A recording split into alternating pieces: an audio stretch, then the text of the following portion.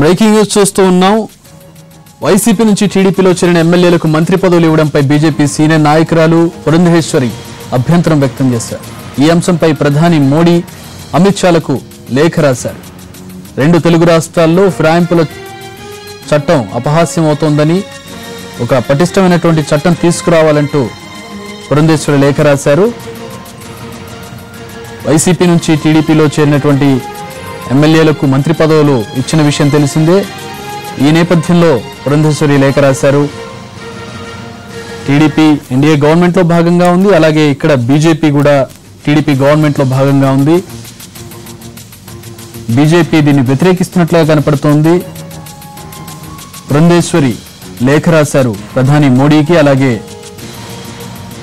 Party chief Amit షాకి. ఫిరాయింపుల నిరోధానికి కఠిన చట్టం తీసుకురావాలి, ప్రస్తుతం ఉన్న చట్టం అపహాస్యం అవుతోంది, ఫిరాయింపులను ప్రోత్సహిస్తే బీజేపీ ఇమేజ్ దెబ్బతింటుందంటూ పురంధేశ్వరి లేఖలో పేర్కొన్నారు. లేఖ కాపీని కూడా మనం చూస్తూ ఉన్నాం. నిన్న మంత్రులకు శాఖలు కేటాయించారు, అలాగే మొన్న మంత్రులు ప్రమాణ స్వీకారం చేశారు. అయితే ఇందులో 4 మంత్రులు వైసీపీ నుంచి టీడీపీలో చేరిన వారు ఉన్నారు. వారు రాజీనామాలు చేయకుండా టీడీపీలో కొనసాగుతూ ఉన్నారు. ఈ నేపథ్యంలో ప్రతిపక్ష పార్టీల నుంచి కూడా అభ్యంతరాలు వ్యక్తమవుతున్నాయి, తీవ్ర నిరసన వ్యక్తమవుతోంది. ప్రస్తుతం బీజేపీ టీడీపీ గవర్నమెంట్లో భాగంగా ఉన్నప్పటికీ కూడా పురంధేశ్వరి లేఖ రాశారు. దీన్ని మరి పార్టీ ఏ విధంగా చూస్తుంది, టీడీపీ ఏ విధంగా చూస్తుంది అనేది వేచి చూడాల్సిన పరిస్థితి. అండ్ మా ప్రతినిధి చంద్రశేఖర్ ఫోన్ లైన్ లో ఉన్నారు, దీని మీద మరిన్ని వివరాలు అందించడానికి. చంద్రశేఖర్, చక్రి 2 రోజుల క్రితం జరిగిన ఏపీ కేబినెట్ విస్తరణకు సంబంధించి బీజేపీ నాయకురాలు పురంధేశ్వరి ఈ రోజు అమిత్ షాకు అలాగే మోడీకి ఒక లేఖ రాశారు. ఆ లేఖలో మొత్తం కూడా వైసీపీ నుంచి టీడీపీలో చేరిన 4 ఎమ్మెల్యేలను రాజీనామా చేయకుండా వాళ్ళని మంత్రులుగా ప్రమాణ స్వీకారం చేసిన తీరు మీద ఆమె తీవ్ర అభ్యంతరం వ్యక్తం చేశారు. ఈ అనర్హత వేటు పడాల్సిన ఎమ్మెల్యేలను అనర్హత వేటు వేయకుండా కేబినెట్ లో చేర్చుకోవడం అనేది అది ఏమాత్రం కూడా మంచి పని కాదు. అది టీడీపీతో భాగస్వామ్యంగా ఉన్న బీజేపీ మీద కూడా మచ్చగా అవుతుంది, అది మచ్చపడి తీరుతుంది. ఇలాంటి విషయాల్లో మనం తీవ్రంగా ఆలోచన చేయాల్సిన అవసరం ఉంది. ఒక పక్క పనికిరాని చట్టాలను తీసేస్తూ కొత్త పనికొచ్చే చట్టాలను గట్టిగా చేస్తున్న కేంద్ర ప్రభుత్వం ఇలా ఉన్న చట్టాన్ని, రాజ్యాంగాన్ని కూడా అమలు పరచలేని పరిస్థితిలో ఉంటే ఇది చెడు సంకేతాలు ఇస్తుంది ప్రజలకు అనే విషయాన్ని ఆమె ఘాటుగా లేఖలో పేర్కొన్నారు. ఈ విషయం మీద మీరు స్పందించాలి, ఇది ఎట్టి పరిస్థితుల్లో కూడా సమర్థనీయం కాదు. అనర్హత వేటుపడాల్సిన ఎమ్మెల్సీలను లేకపోతే రాజీనామా చేయాల్సిన ఎమ్మెల్యేలను రాజీనామా చేయకుండా వాళ్ళని తీసుకువచ్చి ఈ విధంగా మంత్రులుగా ప్రమాణ స్వీకారం చేయించడం ఎంతవరకు కరెక్ట్ అనేది ఆ లేఖలో మోడీని, అమిత్ షాను ప్రశ్నించినట్టుగా ఉంది. అలాగే ఈ డిఫెక్షన్ లా కూడా సమర్థవంతంగా అమలు కావడం లేదు. స్పీకర్లు తమ వ్యక్తిగత విషయంగా దీన్ని తీసుకుంటున్నారు. ఏళ్ల తరబడి ఈ డిఫెక్షన్ కు సంబంధించిన ఫిర్యాదులను పరిష్కరించకుండా తమ వద్ద అట్టిపెట్టుకుంటున్నారు.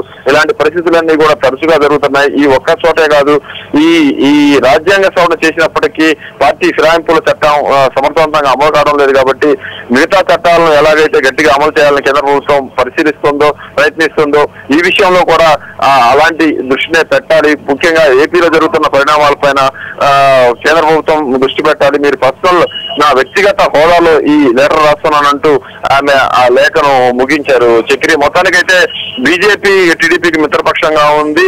మిత్రపక్షంగా ఉన్న బీజేపీ తరఫున మంత్రులు కూడా కేబినెట్ లో ఉన్నారు. 2 రోజుల పాటు సైలెంట్ గా ఉన్న పురంధేశ్వరి కొద్దిసేపు క్రితమే ఈ లేఖను రాయడం ఆ పార్టీలో సంచలనానికి కారణమైంది.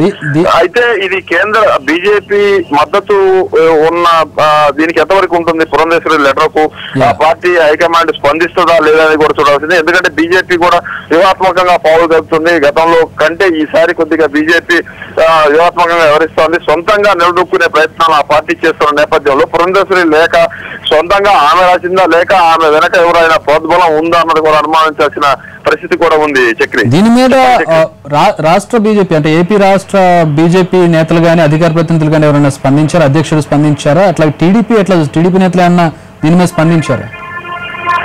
బీజేపీ నాయకులకు ఇంకా సమాచారం వెళ్ళి ఉండగా ఆమె నేరుగా ఈ లేఖలను మోడీకి అమిత్ షాకు ఫ్యాక్స్ చేశారు, అలాగే మెయిల్ కూడా చేశారు. ఆమె ప్రస్తుతం ప్రకాశం జిల్లా కారంచేడులో ఉన్నారు. తన భర్త స్వగ్రామమైన కారంచేడులో ఉన్నారు. ఆమె అక్కడి నుంచే ఈ లేఖలు రాసి అధిష్టానానికి పంపించారు. అయితే టీడీపీ వాళ్ళు కూడా ఈ లేఖలు తీసుకొని దాని మీద ఎలా స్పందించాలా లేదా అన్న ఆలోచనతో వాళ్ళు ఉన్నారు. ఇది స్పందిస్తే ఏ దిశగా వెళ్తుంది, ఈ వ్యవహారం మోడీ అమిత్ షా దృష్టికి వెళ్లిన నేపథ్యంలో దాన్ని ఖండిస్తే ఎలాంటి రిఫర్కేషన్స్ బీజేపీ నుంచి వస్తాయి, ఖండించకపోతే మనం మీద జనం ఏమనుకుంటారనే దాని మీద కూడా టీడీపీ వాళ్ళు ఆలోచించే పరిస్థితి కూడా ఉంది. మొత్తానికైతే ఇది కొంచెం తీవ్రమైన విషయంగానే భావించాలి చక్రి. అలాగే రాజకీయ పరిణామాలను కూడా ఈ లేఖ చుట్టూ ఉన్నాయన్న అనుమానాలు కూడా వ్యక్తవుతున్నాయి. ఎందుకంటే పురంధేశ్వర్ కానీ కొంతమంది నాయకులు టీడీపీతో పొత్తును, టీడీపీ పనితీరును కూడా మొదటి నుంచి విమర్శిస్తా ఉన్నారు.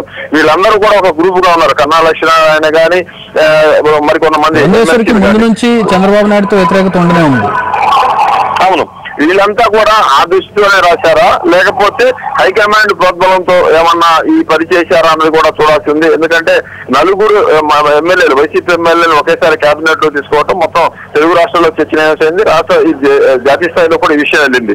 ఈమె 2 రోజుల పాటు వేచి చూసిన పురంధేశ్వరి హఠాత్తుగా ఈ లేఖ రాశారంటే దీని వెనక రాజకీయ కోణాన్ని కూడా మనం ఉందని కూడా చెప్పుకోవచ్చు. బీజేపీ తదుపరి అడుగులు ఏ విధంగా వేయబోతోంది ఏపీలో అన్న దాన్ని కూడా ఈ యాంగిల్లో కూడా మనం చూసుకోవాల్సిన అవసరం ఉంది. Chakri, thanks for the update Chandrasekhar. Let's wait and see TDP ఎట్లా స్పందిస్తుంది, బీజేపీ కేంద్ర నాయకత్వం కానీ రాష్ట్ర నాయకత్వం కానీ ఎట్లా స్పందిస్తుందో వేచి చూడాల్సిన పరిస్థితి. దాన్ని బట్టి రాజకీయ పరిణామాలు ఆధారపడి ఉండే అవకాశం ఉంది.